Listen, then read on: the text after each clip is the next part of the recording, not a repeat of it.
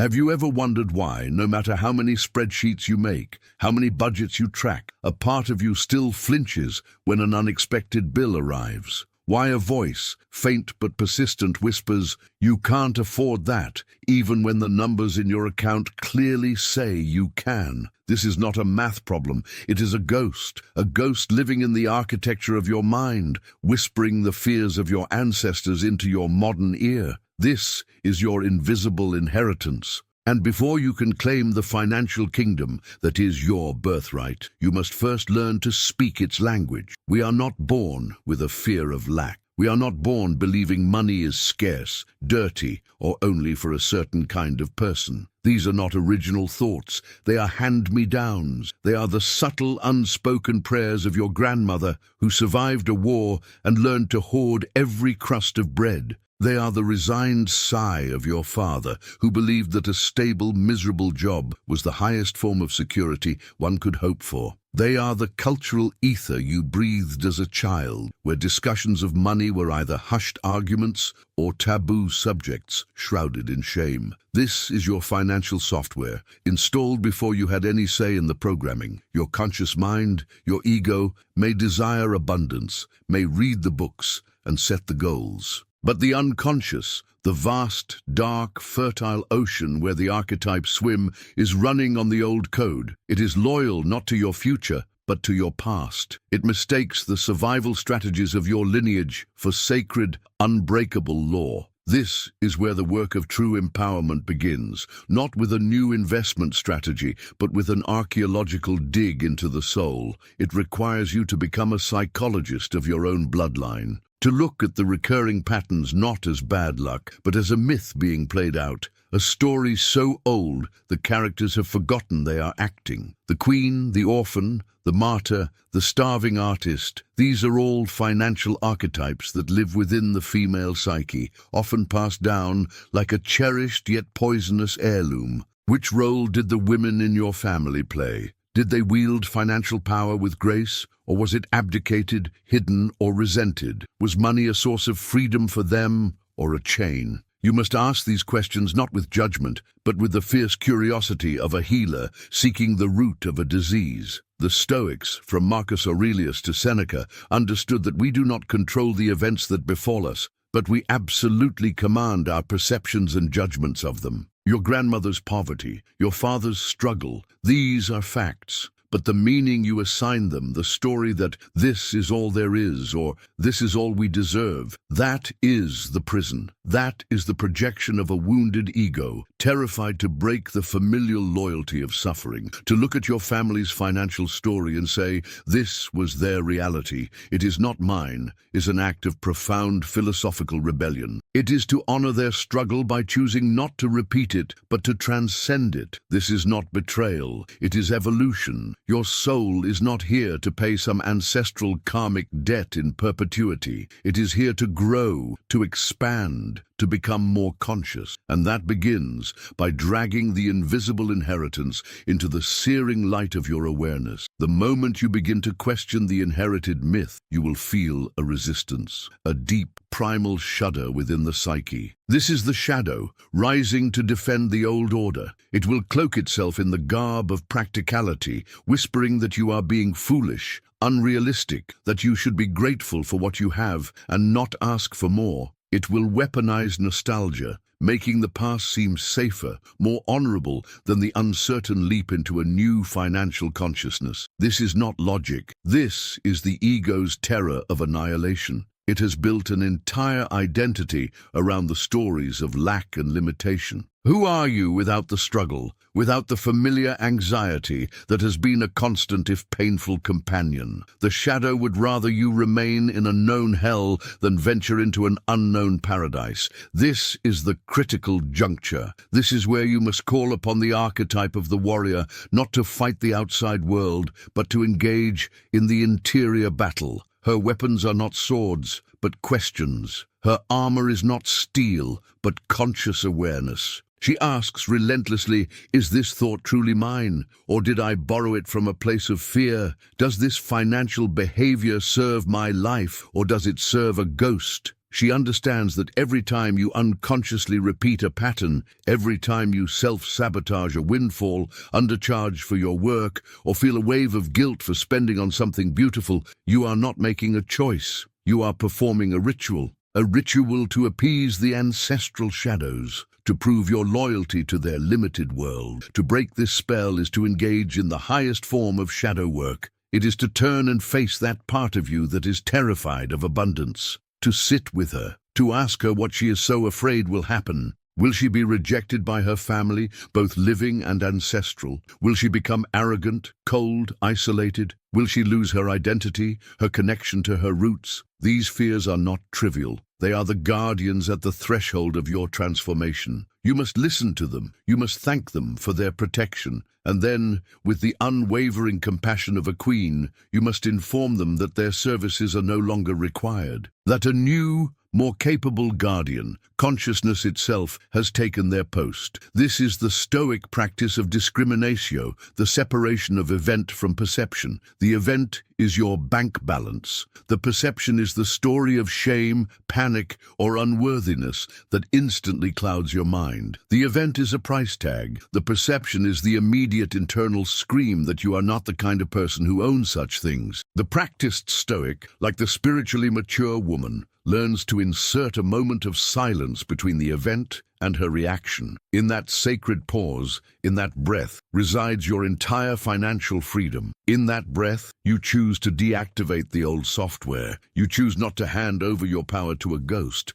You reclaim your right to interpret your own reality. This is not a one-time event. It is a daily moment-to-moment practice of deposing a tired, fearful regime and crowning your own sovereign mind. This reclamation of your inner throne demands a new language. A vocabulary of abundance that feels foreign on the tongue at first, like learning the mother tongue of a homeland you were stolen from at birth. The old language is one of constriction. I can't afford it. It's too expensive. Money doesn't grow on trees. This is the dialect of the wound, the poetry of the shadow. It shapes reality not through truth, but through repetition. Your task is to become a poet of prosperity, to consciously craft the incantations that will rewild your soul. This is where the ethereal meets the practical, where the Jungian understanding of the unconscious merges with the neurological power of neuro-linguistic programming. Every word you speak about money is a spell cast upon your future. When you declare money is energy,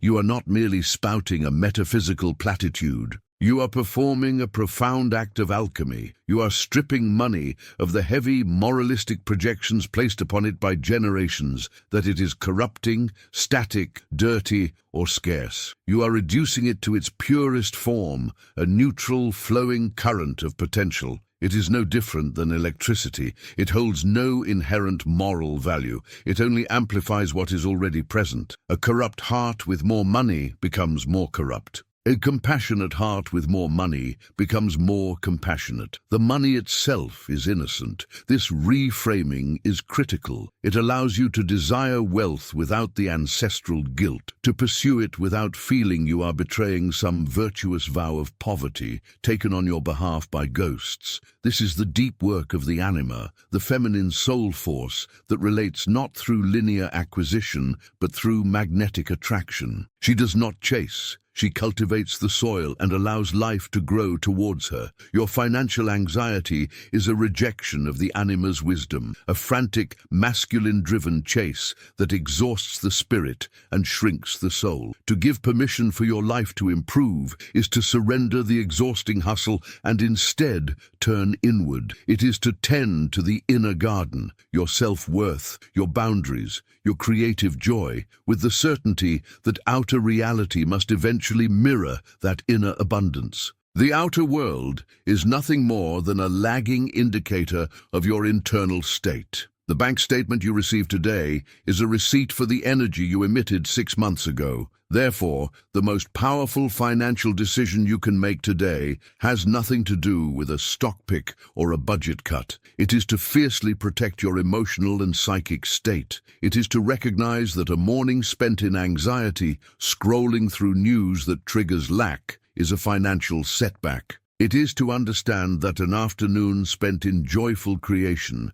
in deep connection, or in serene solitude is a financial investment of the highest order. You are literally, energetically, priming the pump of future abundance. The ancient Stoics knew this well. Epictetus, born a slave, taught that true freedom is found not in controlling externals, but in mastering the internal landscape. Your greatest asset is not your portfolio, it is your peace of mind. A peaceful mind makes clear, empowered decisions. A fearful mind makes desperate, costly mistakes. Guard your mind as the most sacred financial instrument you possess. Yet this inner work must inevitably manifest in the outer world, or it remains a beautiful but impotent fantasy. The bridge between the two is built with the bricks of ritual, not empty superstition, but conscious, embodied ceremony designed to reprogram the deepest layers of the unconscious. This is where you move from understanding your inheritance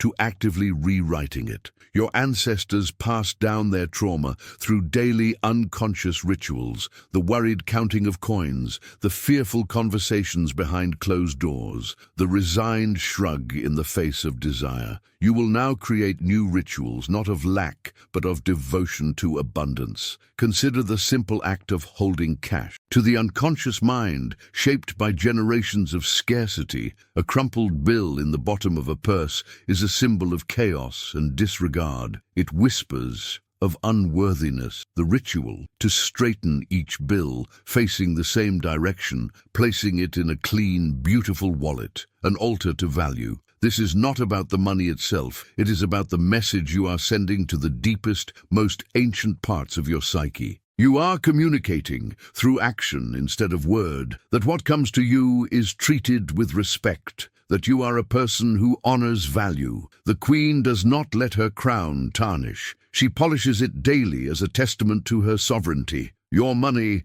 is simply one expression of your royal currency, or the ritual of giving. The shadow, the wounded ego, clenches tightly. It believes that to release a single coin is to become poorer. But the soul, the connected anima, understands the universal law of flow. That which is hoarded stagnates and dies. That which is circulated multiplies and returns. A conscious, joyful act of tithing, giving a portion of your income to a cause that stirs your soul, is not a loss. It is the most powerful affirmation of faith you can utter. It is a declaration to the universe, and more importantly to your own unconscious, that you trust the flow, that you know you live in an abundant system where more will return. You are not giving something away. You are investing in the very idea of abundance, and the returns on that investment are paid in psychological freedom. These rituals are your daily practice of amor fati, the love of one's fate as preached by the Stoics. But you are not merely loving a fate assigned to you. You are actively shaping it with intentional, loving action. You are sculpting your financial reality from the inside out. Each ritual is a blow against the autopilot of generational programming. It is you seizing the controls of the ship, steering it away from the well-worn, treacherous waters of the past and into the open, uncharted ocean of your own potential. This is the embodied aspect of individuation, not just thinking differently, but enacting that difference in the physical world, making your life a living symbol of your psychological liberation. And then, one day, you will realize the chase is over. The ghost has been befriended, understood, and its whispers have lost all power to command you. You will look at your financial reality not as a measure of your worth, but as a fascinating reflection of your inner world. A teacher, not a tyrant. The numbers in an account, the flow of income and expense, become neutral data points in the beautiful, complex artwork of your life. They are not the source of your security, they are a byproduct of it. Your security, your unshakable treasury, now resides within. It is the wealth of a mind that has made peace with its past and stands in fearless dialogue with its future. This is the final stage of the metamorphosis, emotional and financial detachment. Not detachment as in cold indifference, but as in the ultimate liberation. It is the Stoic ideal realized, to care deeply, to play the game of life with passion and skill, yet to hold the outcomes lightly. to know that your value is immutable and cannot be inflated by a windfall or diminished by a loss. This is the essence of the Jungian process of individuation, to withdraw all the projections of power, safety, and validation you once placed upon external things, especially money, and to integrate that power back into the self. You are no longer a slave to the market's whims or a prisoner of your family's fears. You are a sovereign being, capable of navigating any condition with grace and resilience. The inherited curse is broken, not because you fought it with fury, but because you loved yourself enough to listen to its story, honor its origin, and then consciously, deliberately choose a new one. You gave yourself the permission your lineage could not. You furu a bola, not by force, but by the quiet, relentless pressure of your own expanding consciousness. You allowed your inner age, that timeless, wise, and abundant essence, to take the throne, and your outer life had no choice but to arrange itself around her radiance. The journey ends where it began, not in a bank, but in the soul. You stand reborn, not into a life of guaranteed millions, but into a life of profound inner peace. A peace that makes you magnetic to all forms of abundance because you no longer reek of desperation. You are no longer a beggar at the feast of life. You are the queen who hosts it. The inheritance is no longer invisible. You have become it. You are the new ancestral beginning, the healed root from which future generations will draw their strength, their wisdom, and their unshakable knowing that they, too, are meant for wealth in all its forms.